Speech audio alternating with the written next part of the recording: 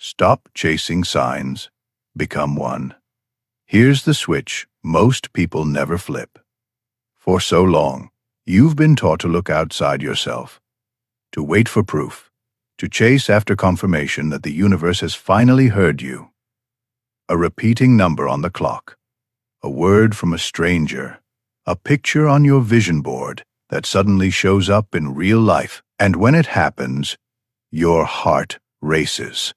Because you think, this is it, it's working. But then days pass. Nothing shifts, the excitement fades, and you go back to waiting, back to searching, back to asking for more signs. But here's what almost no one tells you.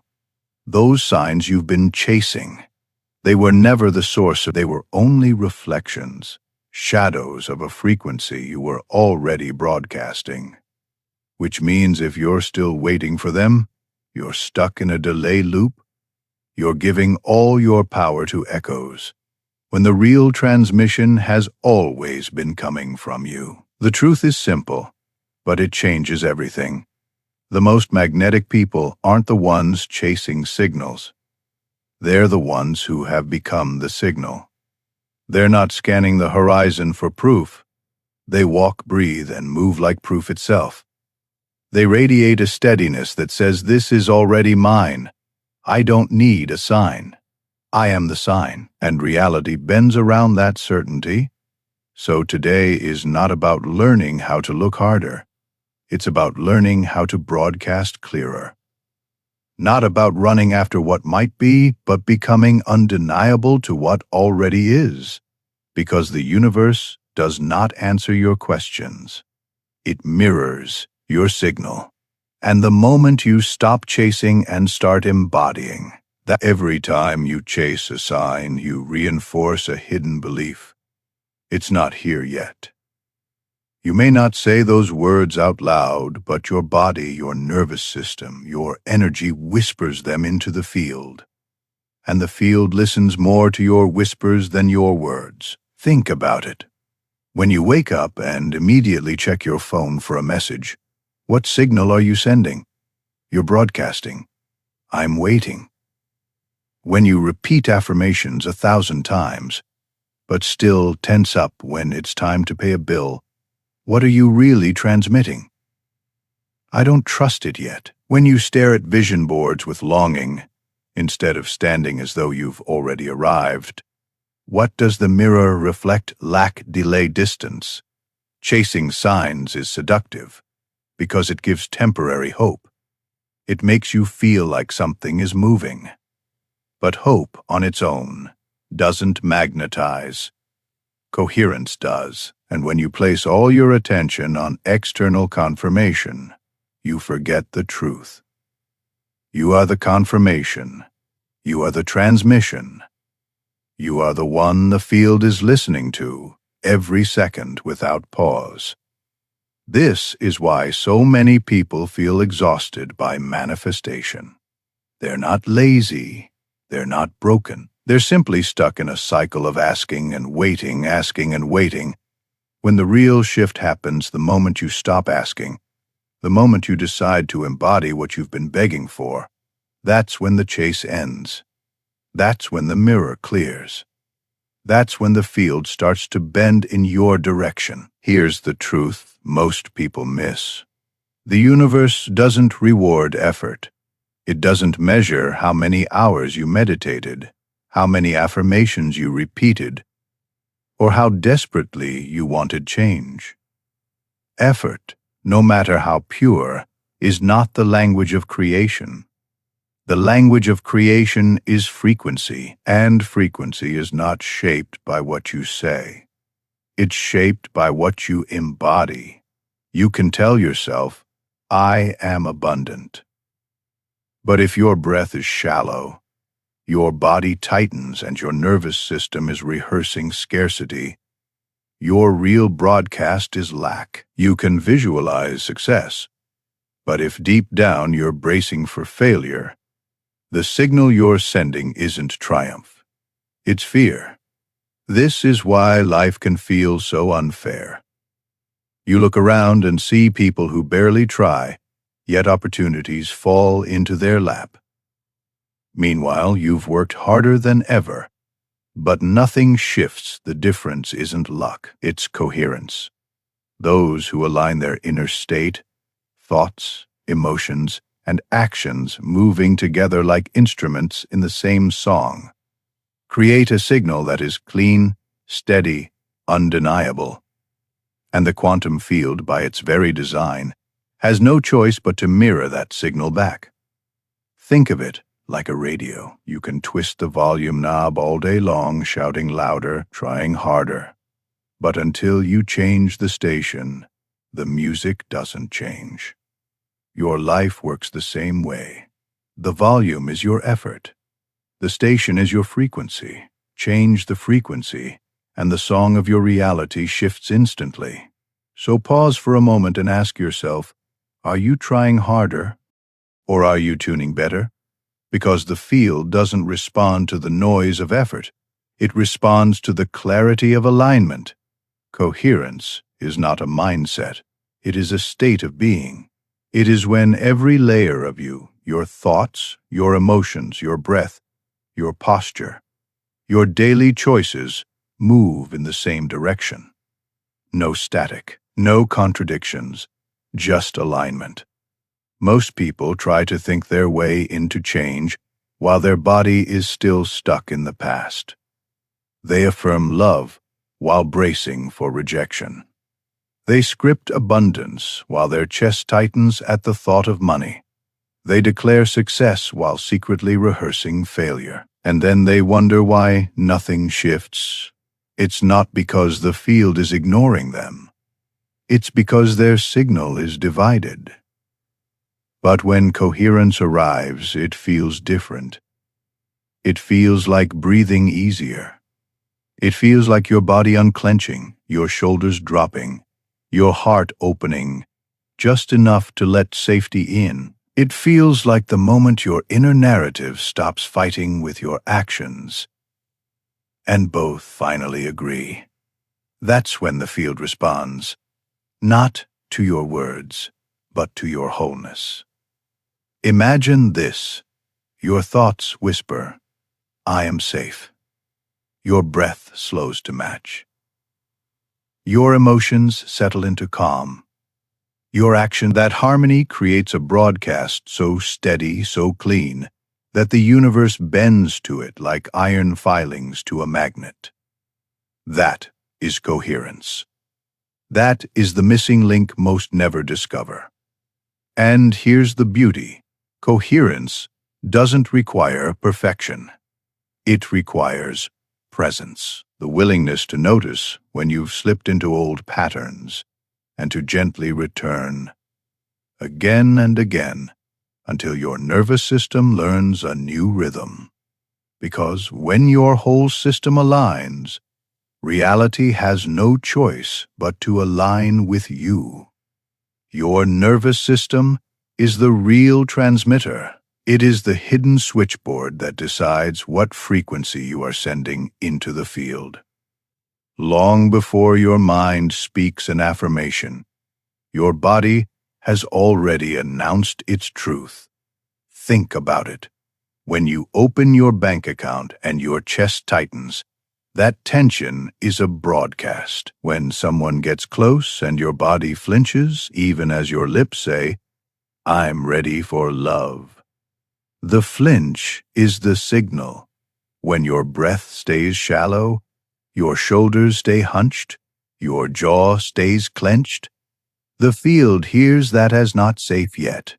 This is why so many people feel trapped. They say all the right words. They perform all the right rituals. But deep down, their nervous system is locked in survival mode. And survival mode doesn't transmit abundance or love or expansion. It transmits fear. It transmits contraction. It transmits delay. But here's the freedom. Your nervous system is not fixed. It can be tuned. It can be softened. It can be rewired into safety, trust, and openness. Every slow exhale you take, every moment you pause instead of panic, every time you soften instead of brace, you are sending a new signal.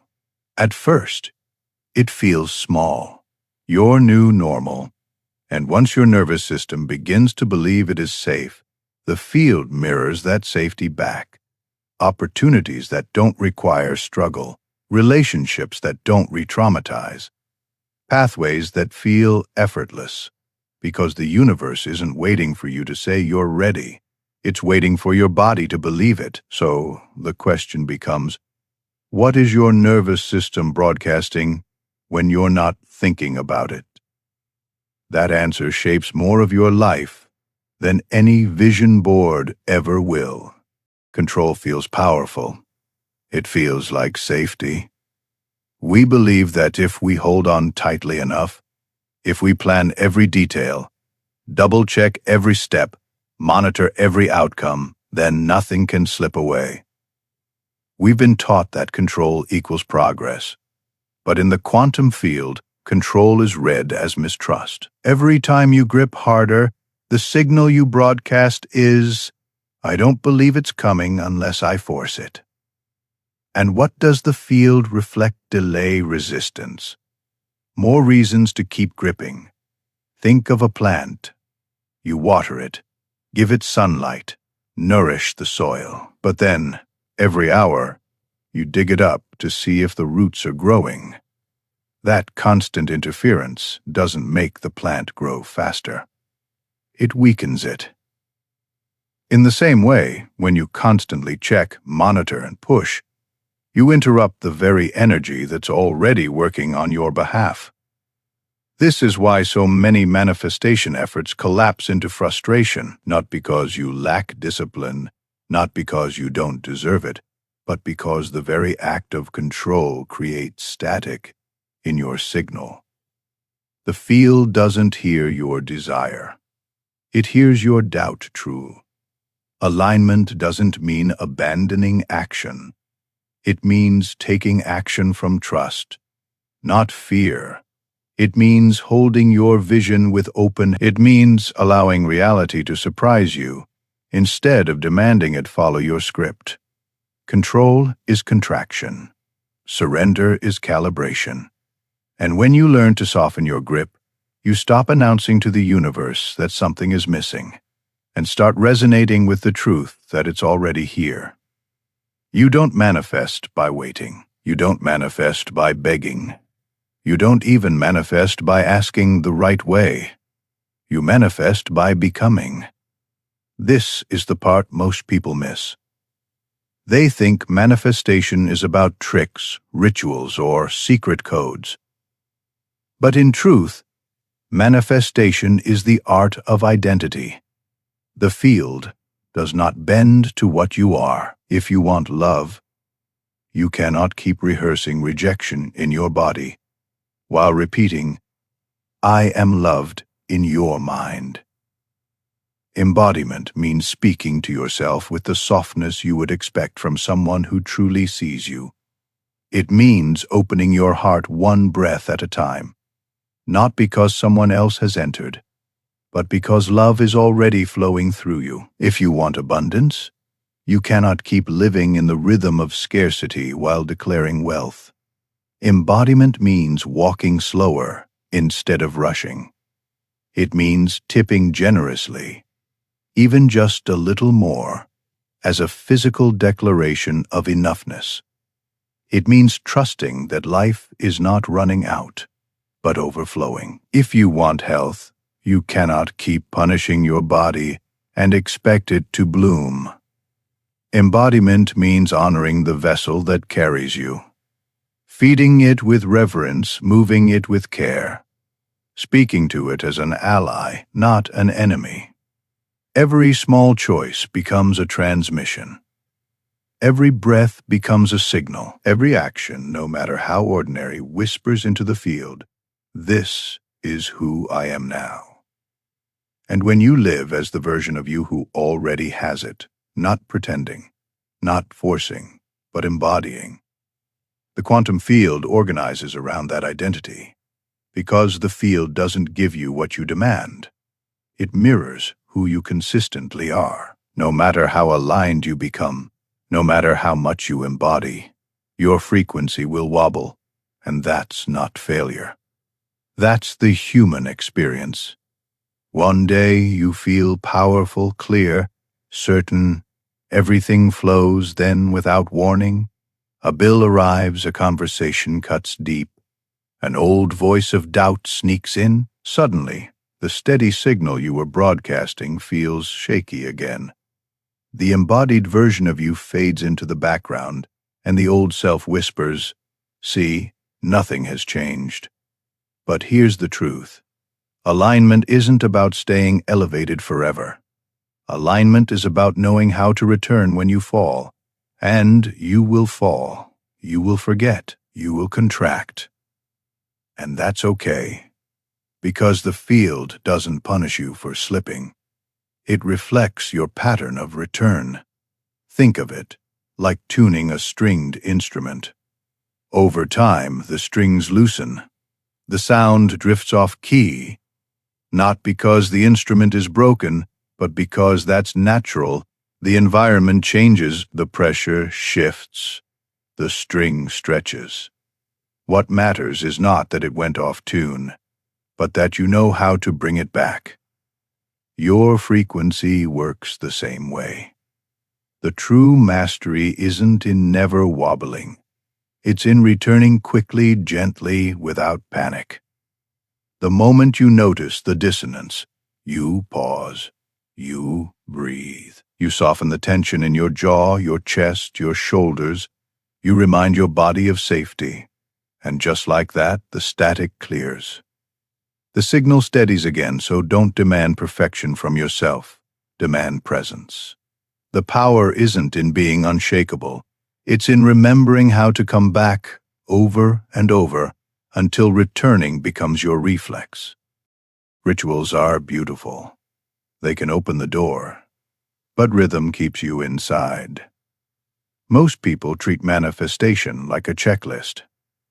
They meditate in the morning, repeat affirmations at night, visualize once a week, and wonder why nothing sticks. The problem isn't the practice. The problem is the gap between practice and pattern. The quantum field doesn't just respond to the moments you perform. It responds to the rhythm of who you are, when no one is watching. Your idle states, your background energy, your baseline mood. That's the real broadcast. You can light candles and script desires, but if the rest of your day is filled with tension, rushing, checking, bracing, then that rhythm overpowers the ritual. This is why some people experience small bursts of success, but cannot sustain them. Their rituals are strong, but their rhythm is chaotic, and the field mirrors the dominant signal, not the occasional one. Rhythm means living your coherence, not just visiting it. It means noticing your body as often as you notice your to-do list. It means catching yourself in shallow breaths and choosing to deepen. It means unclenching your jaw as naturally as you unlock your phone. These micro adjustments, done consistently, create a rhythm the field can trust. Because rituals start the conversation. Rhythm builds the relationship. And in the end, the universe doesn't reflect what you do once in a while. It reflects what you embody most of the time. Every morning before the world reaches you, you are given a choice. A moment before your phone lights up, before responsibilities pull at your focus, before yesterday's worries try to sneak back in. That is your window of power. Most people waste it. They wake up and immediately tune into fear, into lack, into urgency. They scroll, they check, they grip, and without realizing it, they've already chosen their station for the day. But what if you began differently? What if, instead of checking your notifications, you checked your frequency? You placed a hand on your chest, felt your breath, and asked, "What am I broadcasting right now? Trust or fear? Openness or resistance? Flow or control?" This is daily tuning. It's not complicated. It's not about adding hours to your routine. It's about choosing your station before the noise chooses it for you. 3 slow breaths can do it. Rolling your shoulders back and letting your body remember safety can do it. Setting one clear intention, not to get somewhere, but to be someone, can do it. The point is direction. If you wake up each day and deliberately align yourself, even for a few moments, you build momentum. You create a signal strong enough to survive the noise of the day. You anchor yourself in trust before fear has the chance to drag you. And when you repeat this, day after day, it becomes natural. Your nervous system begins to expect safety instead of threat. Your heart begins to radiate coherence without effort. Your energy becomes recognizable to the field. Steady, clear, magnetic. And from there, reality doesn't need to be chased. It arrives. You are not broadcasting alone. You are an energetic being, but you are also a social one. Every room you walk into, every voice you allow into your space, every conversation you repeat in your mind, all of it influences your frequency. This is why environment matters. You can do the inner work all morning, but if you spend the rest of your day surrounded by chaos, fear, or negativity, your nervous system will begin to mirror it, not because you are weak, but because you are wired for connection. We co-regulate. We tune to each other without even realizing it. Think about how you feel in the presence of someone calm. Their steadiness slows your breath. Their presence quiets your mind. Now think about being around someone who is constantly anxious or critical. You don't have to say a word. Your body begins to tighten. Your signal starts to scatter. That is co-regulation in action. The secret, then, is to curate your environment. Choose voices that strengthen your signal. Surround yourself with reminders of who you are becoming, not who you used to be. Fill your space with cues that invite calm, trust, and expansion. It doesn't have to be dramatic. A single sentence on your wall, a piece of music that brings your heart into coherence, a daily walk in silence. These choices matter more than you think, because manifestation is not just what you do in private. It's also what your environment is training your nervous system to. And when you step into spaces, physical, emotional, digital, that reinforce safety, trust, and possibility, your field grows stronger. Your signal stabilizes faster. You stop wobbling. You stop doubting. You begin to hold your frequency with ease. In the end, support is not weakness, and when your environment reflects the reality you're embodying, it becomes impossible for the field not to mirror it back. No matter how strong your practice becomes, you will slip, you will wobble, you will forget. And that's not weakness. That's being human. The power isn't in never falling. The power is in knowing how to return. One moment, you feel clear. Your breath is steady. Your heart is open. And then suddenly, a challenge appears, a bill you weren't a conversation that cuts too deep, an old fear whispering through the cracks. In seconds, your frequency shifts. The signal you were broadcasting feels scrambled. Doubt creeps in. Your body contracts. This is the moment most people give up. They think, I lost it. I broke it. I'm back at the beginning, but you are never back at the beginning. You are simply being tested in the art of return. Think of a musician tuning their instrument. Even the finest violin drifts out of tune. Not because it's broken, but because that's the nature of strings. The environment shifts, the tension changes, and the musician doesn't panic. They don't throw the instrument away. They simply listen, adjust, and return it to harmony. You must do the same with yourself. When you feel the wobble, don't collapse into guilt. Don't spiral into fear. Simply notice, breathe. Relax your jaw, drop your shoulders, place a hand over your heart if you need to. Whisper to yourself, it's safe to return. The more gently you practice returning, the faster it becomes. Over time, it shifts from struggle to reflex. You fall out of alignment, and then, almost without thought, you find yourself back in it. That is mastery. Not perfection, but presence. So remember this. The universe isn't measuring how many times you fall, and every time you come back faster, you prove to the field that your frequency is no longer fragile. It is resilient. It is steady. It is undeniable. Here is the switch most people never flip. They never stop asking. They never stop waiting for confirmation. They never stop chasing. And so, they stay trapped in the loop of wanting. But wanting is not creating. Wanting is distance. The more you want, the more you announce to the field, it isn't here yet. And the field mirrors that truth back to you over and over. The real shift happens the moment you stop chasing signs and become the sign. When you breathe differently. When you carry yourself as though the outcome, when your choices, no matter how small, match the version of you who already has it. This is not pretending. This is not faking. This is embodiment.